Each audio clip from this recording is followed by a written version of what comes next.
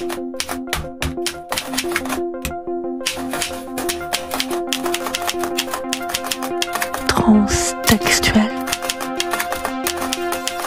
NRE.FM.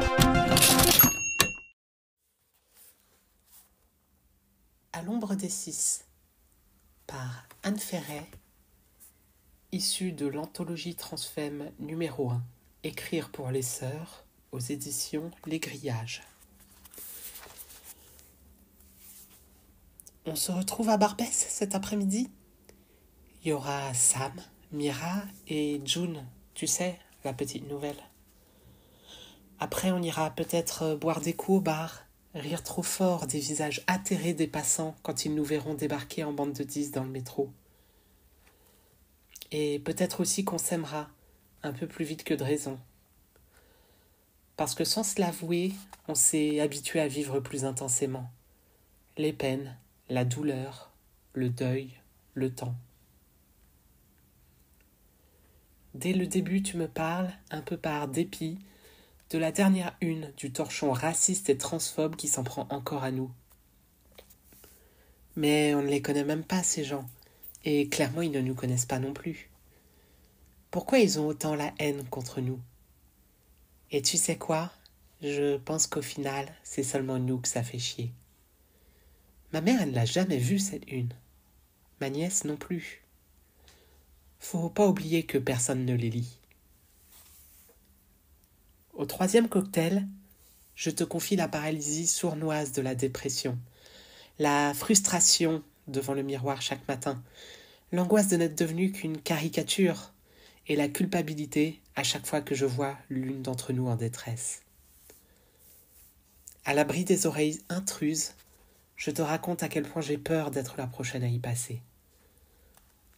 Je te dis que lorsque mon esprit s'aventure sur des territoires plus sombres, il m'arrive souvent de songer au moment où l'on perdra, à nouveau, l'une de nos sœurs. À cet instant, qui me semble inévitable, je dis si, mais je pense quand. Je ne suis pas trop sûre de savoir comment encaisser, de réussir à trouver une raison de survivre à cette épreuve. Mais je crois pouvoir compter sur cette sororité. Toutes celles-là en train de vider des shots autour de moi. Et les autres, ces personnes que je saurais alors aussi bouleversées que moi. Et peut-être que je pourrais les aider en retour, de par ma simple présence ou mon écoute. Là, tu me prends dans tes bras et on pleure. Tu n'as pas grand-chose à me dire. Je n'ai même pas besoin de parler, seulement de faire diversion. On se sert de soupape. On se procure du réconfort, du bonheur du mieux qu'on peut, jusqu'à tard dans la nuit, au son de It's Okay to Cry sous la couette. Et un jour, juste peut-être, on n'aura plus envie de faire semblant de se contenter de tous ces compromis de merde.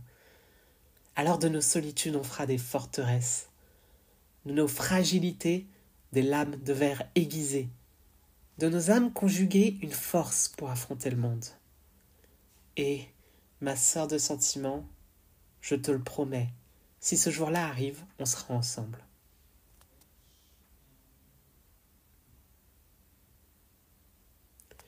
Je ne sais plus où j'en suis. Sans contexte, tu m'avais lâché ces quelques mots sitôt mon arrivée, assise à même les marches de l'escalier extérieur de ton appart, là où j'ai le vertige. C'était comme une explosion, comme s'il fallait que cela sorte et vite. J'ai posé ma main sur ton épaule, réfugié mon nez engourdi par le froid dans le creux de ta nuque, et t'ai laissé poursuivre. Tu te souviens de nos rêves, des révolutions qu'on faisait dans nos têtes quand on se bourrait la gueule au strike?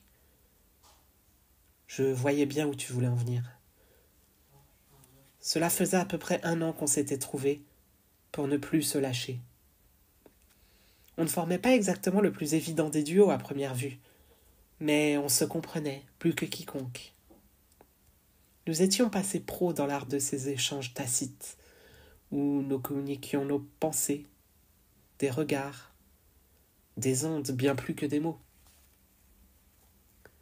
Tu allais me parler des sœurs que tu avais perdues de vue, de celle à qui tu ne parlais plus, ou bien à qui tu aurais aimé parler plus, de ces événements dits communautaires, de ces groupes de parole qui, bien souvent, t'ont fait tant de mal et qui pourtant te manquent maintenant, de ces promesses de solidarité qu'elle n'avait pas toujours tenues, mais que, pour être honnête, tu n'avais pas vraiment respectées non plus. De la façon dont ce que tu avais perçu comme une utopie révolutionnaire s'était changé en une série d'espoirs déçus. Et quand tu avais sombré dans l'alcool, où étaient passés tes camarades ?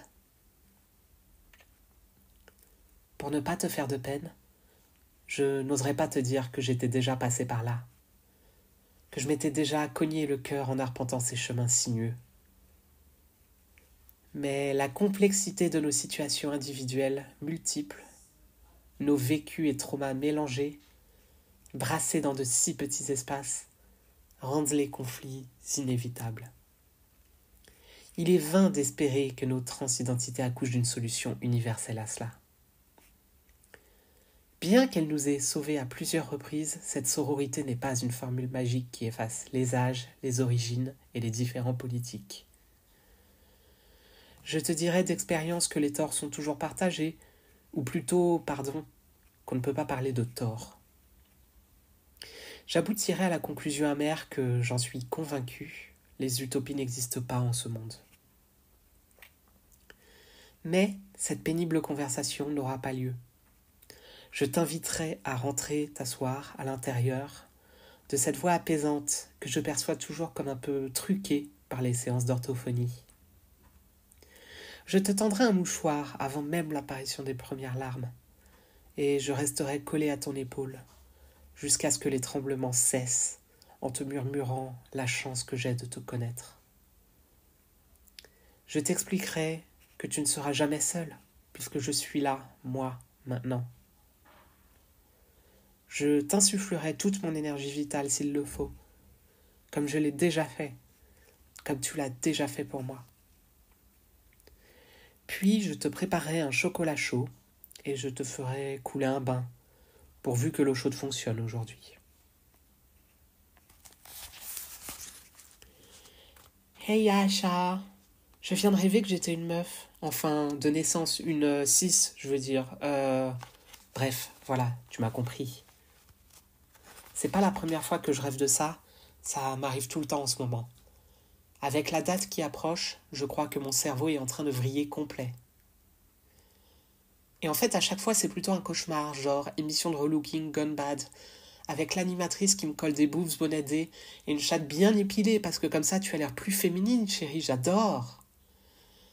Et après, je me faisais juger sur mon passing de 6 par des beaux gosses pour hétéros, genre Chris Pratt et Ryan Gosling Leader Price, tu vois le genre ? L'enfer. Et vas-y que ça commente au calme mes hanches et mon cul. Pourtant, je te promets que j'ai rien consommé avant d'aller dormir. Même pas de projet fonce, j'avais oublié d'en prendre. En vrai, là, j'en rigole beaucoup, mais je suis pas super bien.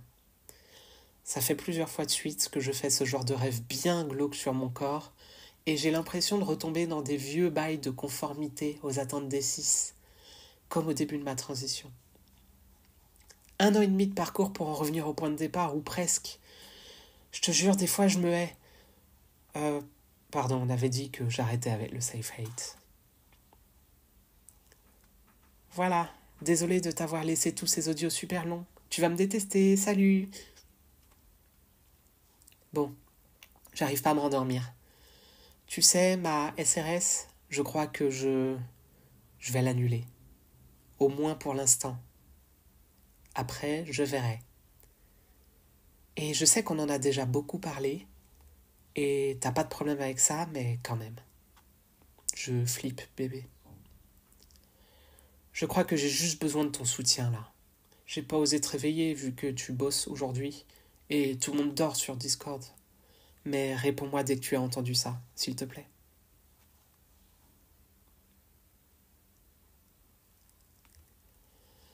Du papier peint défraîchi au motif orange qu'on dirait sorti des années 60, une vague odeur de renfermé, un lit qui a passé trop de temps à collecter la poussière, des meubles en bois à l'ancienne, achetées à crédit.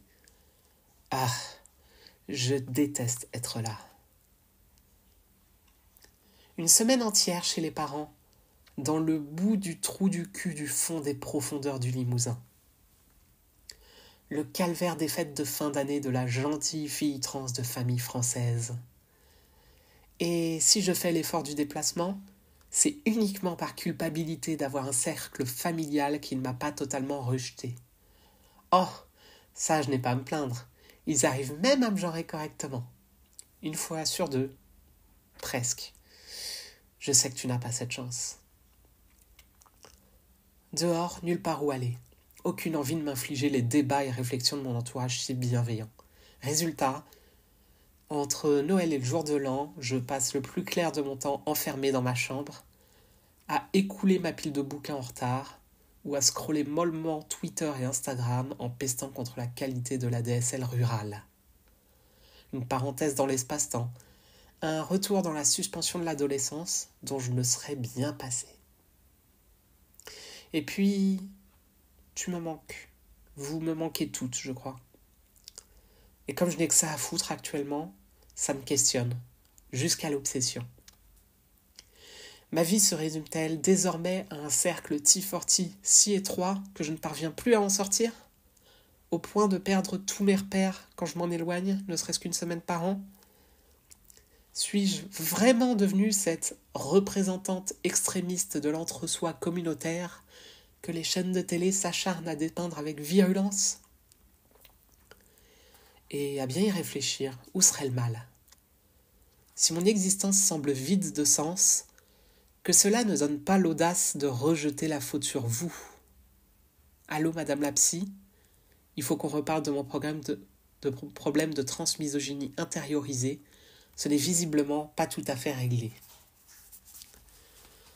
Tout ce temps passé à cogiter entre quatre murs permet à mes pires facettes de s'exprimer. Mes pensées les plus sombres refont surface. Pourquoi Sam est-elle si belle sur cette photo de profil ? J'envie tout d'elle.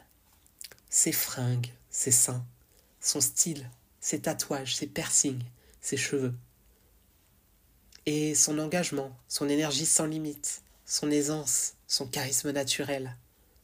Son visage fier, menton relevé, qui semble dire « Je n'ai pas besoin de votre validation » ou « Je me suffis ». Sa plume, si singulière, son art du poème, ses textes tellement sincères, poignants, signés, moins ampoulés que les miens. L'admiration devient jalousie. Je voudrais tellement être avec elle. Non, je voudrais être elle. Oh, non, toujours pas. Je voudrais juste ne plus être moi. Allez, c'est bientôt l'heure du repas. Un joint, en cachette, la fenêtre entrouverte comme à l'époque, 1 milligramme de Xanax, et je suis prête à retourner les affronter.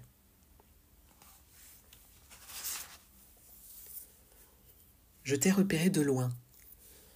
Comme à ton habitude, tu étais là pour tenir la banderole, bien en tête du cortège. Tes cheveux blonds, décolorés, toujours plus longs, flottaient au gré de la météo chancelante, sautillaient au rythme de la musique. Ta prestance, ton décolleté et ton sourire, ce sourire. 1000 poignards me traversent l'abdomen de part en part. Je n'arrive pas à me faire à l'idée que nous ne soyons plus ensemble. Je n'ai pas eu le temps de guérir de cette déchirure. En fait, j'ai passé les dernières semaines en ermite. Mais je m'attendais bien à te trouver là. Tu m'as rapidement salué, ce que ta voix avait pu me manquer. Et tu as pris de mes nouvelles. Tu semblais sincère. Je vais bien, merci. Je crois. Tu sais, le temps aidant. Tu viendras ce soir au bar ? On s'y rejoint pour débriefer. Ça fait longtemps qu'on ne t'a pas vu. Les filles seront contentes. Comme au bon vieux temps. Il y aura Sam, Mira et June. Tu sais, la petite nouvelle. Ça fait bien 2 ans qu'elle est là, June, la petite nouvelle. Je m'en souviens à l'époque, lors de sa première visite, elle était restée au fond de la salle, les jambes croisées dans sa robe trop longue, le regard dans le vague, à attendre que quelqu'une lui adresse la parole. Aujourd'hui, c'est elle qui impressionne les nouvelles recrues. Elle est cette petite butch assurée, magnifique, qui fait le service d'ordre juché sur ses baskets à plateforme, toisant les vieux mecs de son regard émeraude renforcé par un trait d'eyeliner noir. Elles sont toutes encore bien là. Mes guerrières, mes galériennes, mes compagnonnes de mauvaise fortune, défiant les pronostics, pas un nom ne manque à l'appel. Marquée, tordue, cassée, peut-être, mais fière et bien vivante. Alors, ravalant mon chagrin, je t'ai souri et j'ai marché à tes côtés. Toi, ma sœur parmi toutes. Ensemble, comme promis.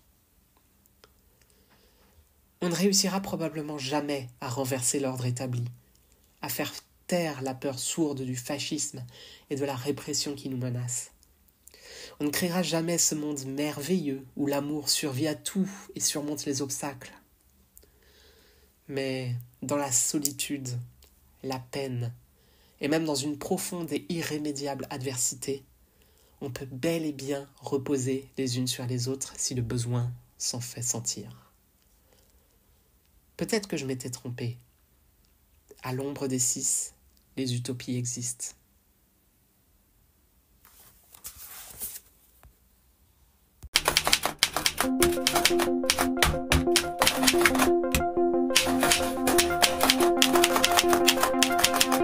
Transtextuel.